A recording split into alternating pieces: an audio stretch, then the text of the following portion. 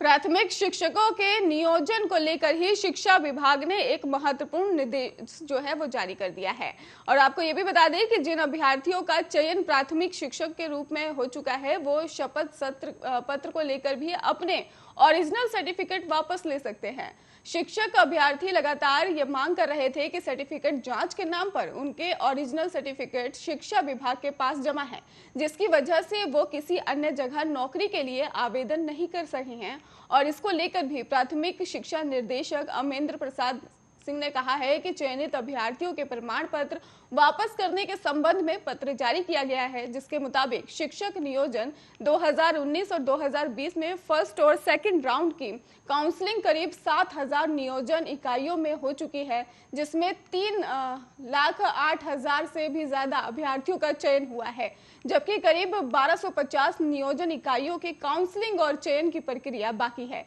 चयनित अभ्यर्थियों ने शिक्षा विभाग के आवेदन दिया है, जिसमें यह कहा गया है कि उनका चयन राज्य के अंदर या राज्य के बाहर किसी अन्य संस्थान या संस्था में हो चुका है, जिसके लिए उन्हें मूल्य प्रमाण पत्र की आवश्यकता है। ये नौबत इसलिए आई है क्योंकि प्राथमिक शिक्षक पद के लिए काउंसलिंग में ही चयनित अभ्यर्थियों के ट्रेनिंग सर्टिफिकेट और शिक्षक पात्रता जो परीक्षा है उसका मूल प्रमाण पत्र जमा कर लिया गया है। और शिक्षा विभाग के निर्देश के मुताबिक ही सर्टिफिकेट की जांच के बाद भी शिक्षक अभ्यर्थियों को उनका ओरिजिनल सर्टिफिकेट लौटाया जाएगा। अभ्यर्थियों की मांग और उनकी जरूरत को देखते हुए अब शिक्षा विभाग ने चयनित अभ्यर्थियों के प्रमाण पत्र वापस करने को लेकर निर्देश जारी कर दिया है।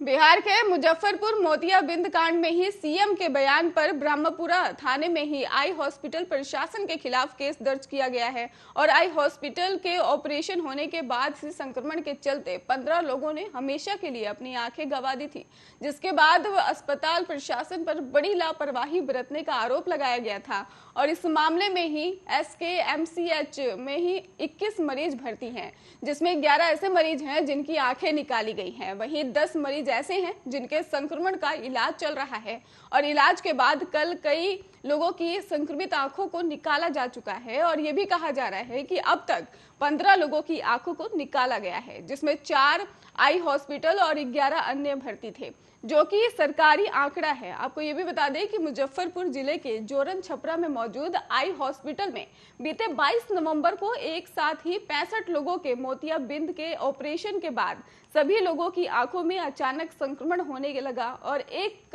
एक करके ही अब तक 15 लोगों की आंखें हमेशा के लिए निकाली जा चुकी हैं। वहीं अभी करीब 1 दर्जन लोग जिन्हें आंखों में संक्रमण है वे अभी अस्पताल में भर्ती कराए गए हैं। प्रशासन की तरफ से भी जारी किए गए आंकड़ों के अनुसार अब तक 15 लोगों की ऑपरेशन जो है कर चुके हैं और आंखें निकाली जा चुकी हैं, जिसमें 4 मरीजों की आंख आई हॉस्पिटल के द्वारा निकाला गया है। वहीं 11 मरीजों की आंख MKMCH में भी निकाला गया है।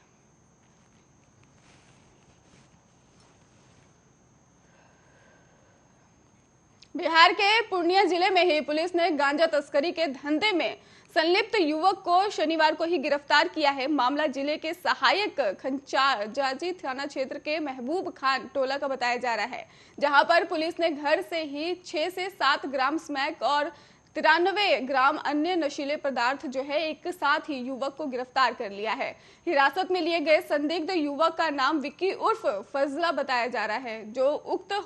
टोला का ही रहने वाला बताया जा रहा है। आपको बता दें कि स्मैक तस्करी के मामले में ही गिरफ्तार फजला के पास ना ही सिर्फ नशीले पदार्थ बरामद हुए हैं, बल्कि इसके अलावा पुलिस ने उसके पास से इलेक्ट्रॉनिक तराजू और कई स्मार्टफोन समेत एक